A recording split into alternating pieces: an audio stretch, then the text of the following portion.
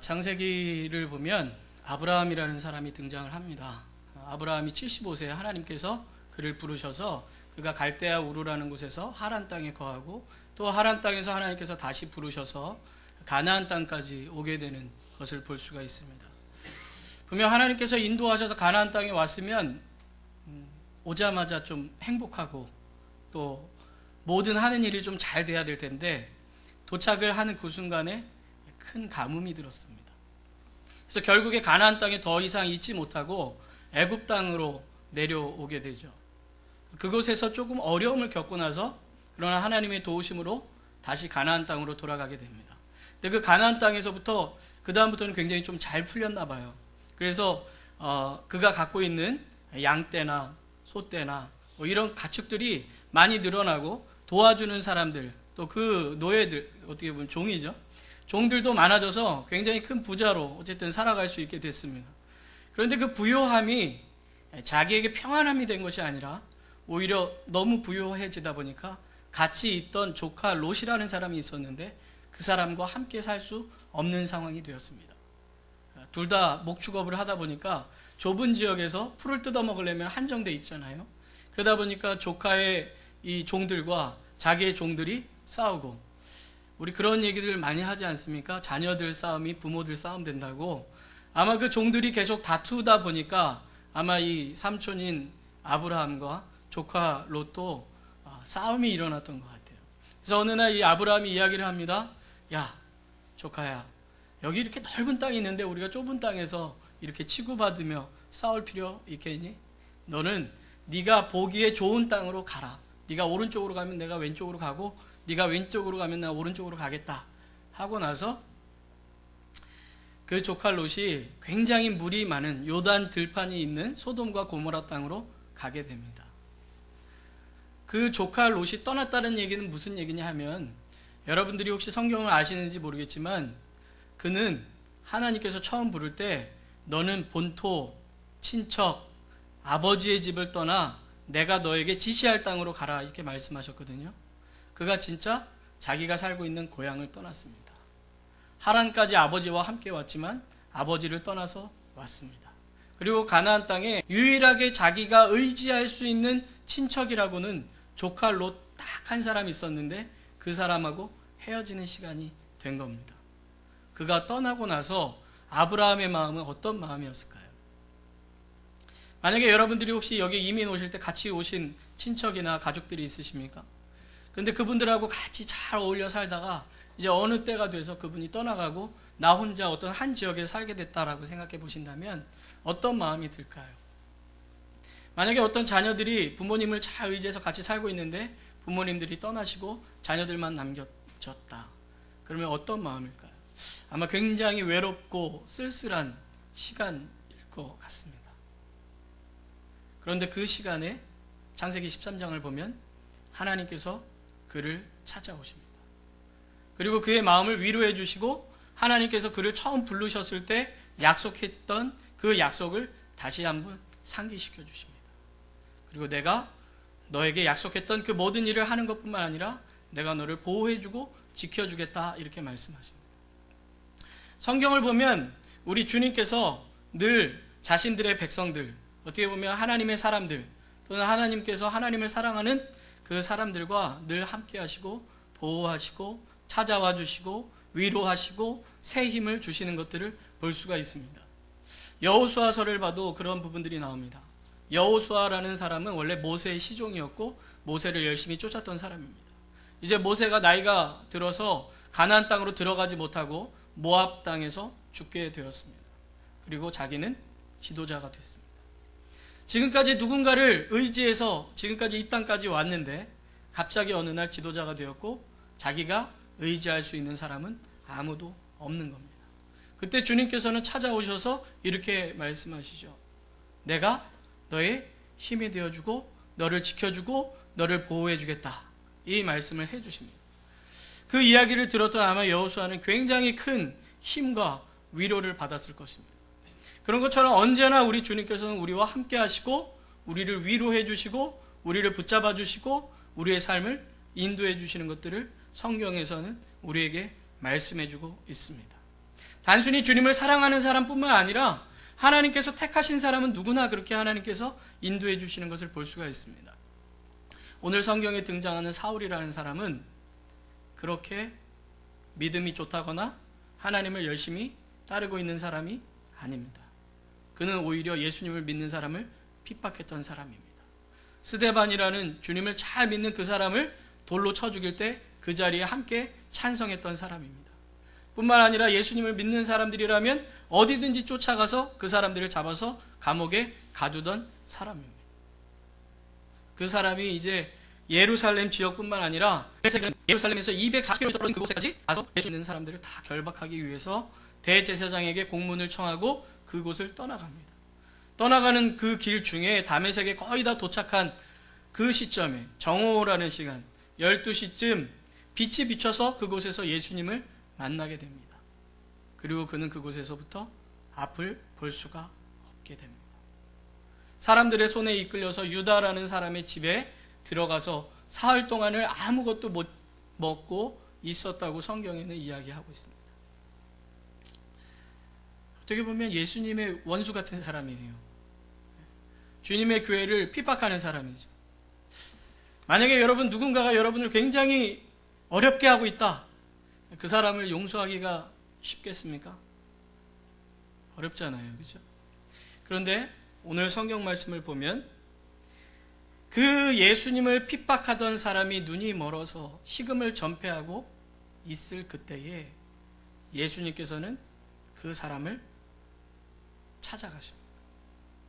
그리고 그가 기도할 때에 그 기도에 응답해 주십니다. 그것이 오늘 11절 말씀에 이렇게 나옵니다. 주께서 가라사대 일어나 집 가라 하는 거리로 가라. 아나니아라는 사람에게 이야기한 겁니다. 유다 집에서 다소 사람 사울이라 하는 자를 찾으라. 저가 기도하는 중이라. 그가 사흘 동안 식음을 전폐하면서 한 일이 무엇이었냐면 하나님께 기도한 겁니다. 무엇을 기도했겠습니까? 지금까지 예수님을 괴롭힌 것 용서해 주세요. 그런 기도를 했을 수도 있겠죠. 어쨌든 그가 그런 기도를 하고 있을 때에 어떤 것을 보게 되냐면 12절에 저가 아나니아라 하는 사람이 들어와서 자기에게 안수하여 다시 보게 하는 것을 보았느니라. 아나니아의 뜻은 하나님께 은혜 받은 자라는 뜻이었다고 지난주에 말씀드렸습니다. 하나님께 은혜 받은 한 사람이 와서 자기를 위해서 기도해 줄 때 자기의 눈이 다시 떠지는 것을 환상 가운데 본 거예요. 쉽게 말해서 그가 주님 죄송합니다. 지금까지 제가 아무것도 모르고 예수님이 어떤 분인지도 모른 채 예수님을 믿는다는 게 뭔지도 모른 채 예수님을 믿는 사람들을 핍박하고 교회를 핍박하고 주님의 뜻에 거슬려서 살았습니다. 저 이제 어떻게 합니까? 앞이 보이지 않습니다. 볼 수도 없습니다. 지금 제가 할 수 있는 것이라고는 아무것도 없습니다. 라고 기도하고 있는 그러한 사람에게 주님께서는 찾아오셔서 앞은 보이지 않지만 앞으로 될 일을 보여주셨습니다. 은혜 받은 자가 자기를 찾아와 기도해 줄 때 앞을 보게 되는 거예요. 주님 앞에 기도했더니 다시 눈을 뜨게 되는 것을 보게 되는 것을 응답해 주시는 거죠. 다른 말로 할까요? 죄인이 기도할 때 주님께서는 그 죄인의 기도도 들어주셨다는 거예요. 주님을 반역한 사람에게 주님께서는 그 은혜와 자비를 그대로 베푸셔서 찾아오시고 그 사람을 용서해 주시고 그 사람이 새롭게 될 길을 보여주셨다는 겁니다. 그래서 시편 103편을 보면 이런 말씀이 나옵니다. 혹시 성경책 갖고 계신 분은 시편 103편 말씀을 한번 찾아보실 수 있으면 좋겠는데요. 시편 103편 8절 말씀부터입니다. 제가 읽겠습니다. 여호와는 자비로우시며 은혜로우시며 노하기를 더디하시며 인자하심이 풍부하시도다. 항상 경책지 아니하시며 노를 영원히 품지 아니하시리로다.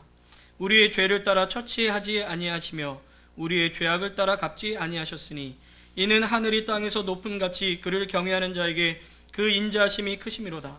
동이 서에서 먼 것 같이 우리의 죄가를 우리에게서 멀리 옮기셨으며 아비가 자식을 불쌍히 여김같이 여호와께서 자기를 경외하는 자를 불쌍히 여기시나니 이는 저가 우리의 체질을 아시며 우리가 진토임을 기억하심이로다. 아멘. 하나님은 우리가 어떤 사람인지 어떤 본질을 갖추고 있는지 다 아신다는 겁니다. 얼마나 주님을 사랑한다고 이야기하면서도 때로는 주님을 멀리할 수 있는 사람이고, 얼마나 주님을 따른다고 하면서도 반역할 수 있는 사람이고, 얼마나 주님의 뜻을 따르겠다고 이야기하면서도 죄를 짓는 인간들인지 다 아신다는 거예요. 그러나 그러함에도 불구하고 주님 앞에 나오는 자를 주님은 멸시치 않으시고 그 사람을 받아주셔서 그 사람을 새롭게 해주시겠다, 성경은 우리에게 말씀하고 있다는 거예요. 여러분, 우리가 보통 기도는 하나님과의 대화라고 이야기를 합니다. 저는 이렇게 말씀드리고 싶어요. 기도는 하나님과의 만남의 시간입니다. 우리는 기도의 시간들을 통해서 주님 앞에 나오게 되지만 사실 그 자리는 주님께서 우리를 위해서 준비해 놓으신 시간입니다. 주님이 우리를 만나시기 위해서 준비해 놓으신 시간, 그리고 우리를 변화시키시고 새롭게 하기 위해서 준비해 놓은 만남의 시간입니다. 그 기도의 시간을 통해서 우리는 주님을 만나고 주님과 대화를 하면서 내 생각을 주님께 말씀드리고 주님의 생각을 주님께로부터 듣게 됩니다. 기도는 단순히 나 혼자만 떠드는 시간이 아니라 주님께서 나에게 말씀하시는 시간, 그리고 그 말씀하시는 시간을 통해서 우리로 하여금 주님께서 얼마나 우리를 사랑하시는지, 그리고 주님께 사랑받는 자가 어떻게 앞으로 살아가야 될지를 이 기도의 시간을 통해서 우리에게 보여주신다는 거죠. 지금까지는 보지 못했던 것들을 기도의 시간을 통해서 보여주시는 것들을 볼 수가 있습니다. 그렇기 때문에 우리는 예수 그리스도를 통해서 하나님의 보좌 앞에 담대히 나아갔다 하는 히브리서의 말씀을 이 기도의 시간을 통해서 깨달을 수 있게 되는 것입니다. 여러분, 기도는 이만큼 소중한 시간이고 아주 중요한 시간입니다. 오늘 이 11절 말씀에, 이 사도행전 11절 말씀에 빠진 단어가 몇 가지가 있습니다. 두 단어가 빠졌습니다. 여기 보면은 11절 말씀은 보면 저가 기도하는 중이라 이렇게 되어 있는데 사실은 그 앞에 보라라는 말이 빠졌습니다. 주님께서 지금 바울의 기도를 보고 계시면서 아나니아에게 봐라, 지금 이 사울이라는 사람이 기도하고 있다 라고 말씀하시는 거예요. 그 다음에 여기 단어가 하나가 더 빠졌는데 뭐뭐 때문이다 하는 말입니다. 쉽게 말해서 아나니아야, 너 이제 직가에 있는 유다 집안에 있는 사울에게 찾아가라. 왜냐하면 봐라, 그가 지금 기도하고 있기 때문이다. 하나님께서는 우리가 기도할 때에 기도의 응답의 사람을 보내주신다는 겁니다. 다른 표현으로 하면 주님은 언제나 어디서나 어떠한 사람이라 할지라도 하나님 앞에 기도하는 자, 주님 앞에 나오는 자를 보시고 계시고 그 기도에 응답하신다는 것입니다. 여러분, 우리가 보통 기도하는 이유가 뭡니까? 어떤 믿음에서 우리가 기도하죠? 첫째는 하나님은 살아계시다 하는 믿음에서 기도를 합니다. 하나님이 돌아가신 분이시라든지 안 계신 분이라면 우리가 기도할 필요가 없겠죠. 그러나 주님께서 살아계시다는 것을 믿기 때문에 기도하는 거예요. 두 번째, 주님께서 우리의 기도를 들으신다는 것을 믿기 때문입니다. 만약에 주님께서 우리의 기도를 들으시는 분이 아니라면 우리는 기도할 필요가 없는 거예요. 만약에 주님은 착한 사람만 찾으시고 악한 사람이나 죄인이나 부족한 사람은 찾지 않는다라고 한다면 우리는 그 누구도 주님 앞에 기도할 수 없을 것입니다. 왜냐하면 로마서에 의인은 없나니 하나도 없다고 이야기했기 때문이죠. 그러나 주님은 그 어떤 사람의 기도도 들으시는 분이라는 것을 믿기 때문에 우리는 기도하게 되는 거예요. 세 번째는 주님은 그 기도에 응답하시는 분이시라는 거예요. 응답이라는 건 단순히 듣는 것뿐만 아니라 그분이 들으신 것을 우리에게 표현하신다는 겁니다. 말씀해 주신다는 거예요. 그 주님과 교제할 수 있다는 거예요. 그렇기 때문에 우리는 기도를 합니다. 그리고 네 번째, 우리가 기도하는 이유는 주님께서는 우리가 간구하는 소원을 이루실 수 있는 분이라는 믿음 때문입니다. 쉽게 말해서 주님은 능력의 주님이세요. 우리가 죄의 용서를 구하면 우리를 죄의 용서하실 수 있는 능력이 있는 분입니다. 우리가 어떤 문제에 가로막혀 있다면 그 문제를 여셔서 그곳을 지나갈 수 있게 해주시는 분이 우리의 주님이시라는 거예요. 우리가 슬픔 때문에 눈물을 흘리며 기도할 때는 그 눈물을 닦아주시고 그 눈물을 기쁨으로 바꿔주실 수 있는 분이 주님이시기 때문에 우리가 기도한다는 겁니다. 우리가 앞으로 나아가야 될 모든 일들 가운데 어떻게 해야 될지 모른다면 그 길을 인도하실 수 있는 분이 우리 주님이시기 때문에 우리가 기도한다는 거예요. 그것을 믿기 때문에 우리는 기도합니다. 사울은 오늘 이 기도의 시간을 통해서 바로 그것을 경험한 거죠. 낙심하고 아무것도 할 수 없고 음식조차 먹을 수 없이 좌절해 있고, 그러나 주님을 찾을 수밖에 없는 그 상황에서 주님 앞에 엎드릴 때 주님은 그것을 보시고 그 기도에 응답해 주시고 응답의 사람을 보내주심으로 말미암아 하나님께서 그의 기도를 들으셨다는 것을 직접적으로 보여주시는 사건이 바로 오늘 우리가 읽은 성경의 말씀입니다. 여러분, 기도는 이만큼 우리에게 굉장히 소중한 시간이고 하나님께서 특별히 주신 은혜의 시간입니다. 여러분들은 이 시간들을 어떻게 보내고 계십니까? 여러분들이 힘들고 지쳐있고 누군가에게 말할 수 없는 일이 있을 때 그것들을 가지고 주님 앞에 나가고 계십니까? 여러분들에게 특별히 주신 이 은혜의 시간을 여러분들은 충분히 활용하고 계십니까? 우리 대부분 사실 이러한 시간들을 잘 보내지 못하고 이 기도의 시간이 굉장히 은혜의 시간임에도 불구하고 은혜의 시간인 것을 잘 모르는 것을 봐요. 2005년도에 한국 사람들 한 1,300여 명을 조사를 했습니다. 하루에 평균 얼만큼 기도하십니까? 하는 그런 설문 조사였어요. 하루에 얼마 정도 기도할까요? 성도들이. 그래도 제가 이거를 조사를 보니까 한국 사람들은 참 훌륭하다라는 생각을 했습니다. 생각보다 많이 기도해요. 어느 정도 기도하냐면 24분을 기도한다고 합니다. 꽤 많이 기도하죠? 네. 아마 그거는 굉장히 많이 기도하는 사람들 때문에 그럴 것 같아요. 어떤 사람들은 한 번도 기도 안 하는 사람들도 있을 텐데 말입니다. 하나님께서는 우리를 만나주시겠다고 기다려주심에도 불구하고 우리가 그것을 제대로 활용하지 못하는 것들을 볼 수가 있는 거죠. 그러나 주님은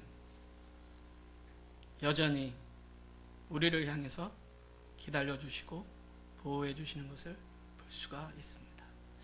여러분들 한번 진지하게 한번 생각해 보세요.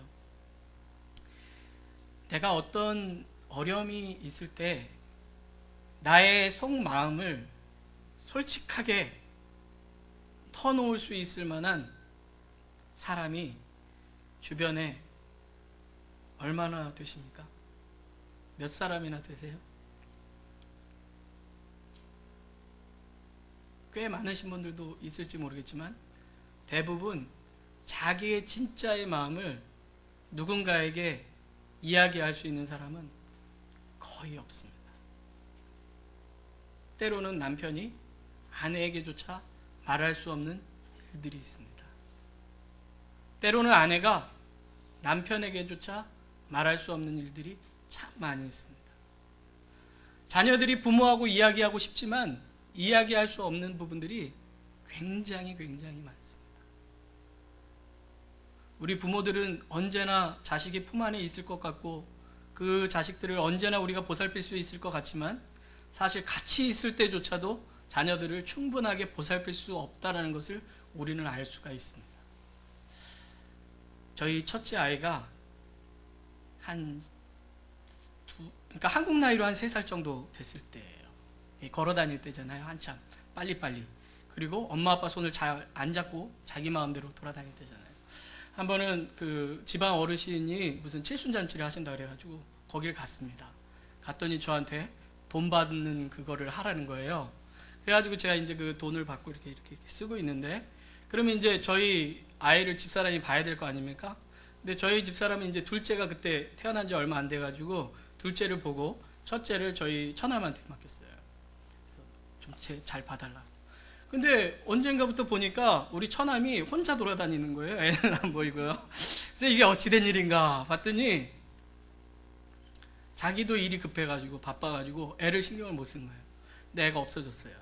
거기가 10층 꼭대기에서 잔치가 벌렸는데 10층을 다 돌아다녔습니다. 없습니다. 9층을 다 돌았습니다. 없습니다. 1층까지 다 돌았는데 없어요. 미친인 줄 알았어요. 진짜로. 머리가 돌겠더라고요. 예, 자녀가 사라지니까 아주 그냥 돌아버리겠더라고요.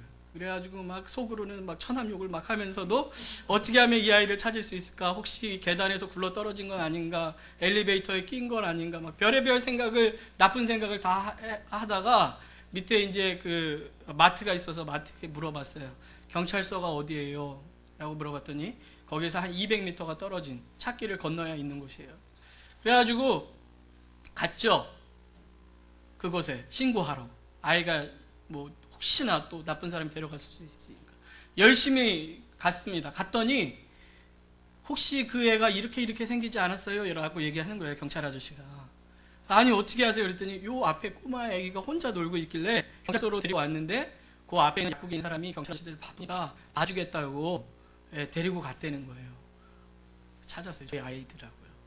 그 애가 어떻게 거기까지 갔는지는 모르겠지만 어쨌든 길을 건너서 앞에까지 간 거예요. 200m 넘어서. 부모는 늘 자녀를 잘 본다고 생각하지만 바로 옆에 있는 아이조차도 못 봅니다. 우리 아이들이 옆에 있지만 그 아이들이 무슨 고민 갖고 있는지 부모는 사실 잘 몰라요. 여러분들 TV에서 가끔가다 아이들이 막 나가는 거 보시잖아요. 탈선하는 거. 그럴 때 걔네들 부모들이 다 뭐라 그러는 줄 아세요? 우리 애는 굉장히 착하고 그럴 애가 아닙니다. 그렇게 얘기해요. 정말 모르는 거죠, 자녀를. 그만큼 우리는 주변에 있는 그 누구도 우리 스스로 보살필 수 있는 사람이 없고 뿐만 아니라 우리의 마음을 진짜로 나눌 수 있는 사람이 그렇게 많지 않습니다. 근데 우리 주님께서는 뭐라고 말씀하신다고요? 내가 너와 항상 함께 있으리라 라고 말씀하시는 것뿐만 아니라 우리의 마음 속에 있는 것을 이미 아셔서 로마서 8장의 말씀에 보면 우리가 기도할 수 없을 때도 우리 속에서 하나님께 우리를 위해서 기도해 주시는 분이라고 성경에서 말씀하고 있습니다. 그분이 바로 저와 여러분의 주님이시라는 거예요. 그리고 그분이 우리와 만나서 이야기를 나누시고 싶어 하시는데 그 시간이 바로 기도의 시간이라는 겁니다. 저는 여러분들에게 오늘 말씀드리고 싶어요. 여러분들 정말 여러분의 마음을 내놓고 여러분의 마음에 위로를 해주실 수 있는 그분은 우리 주님밖에 없습니다.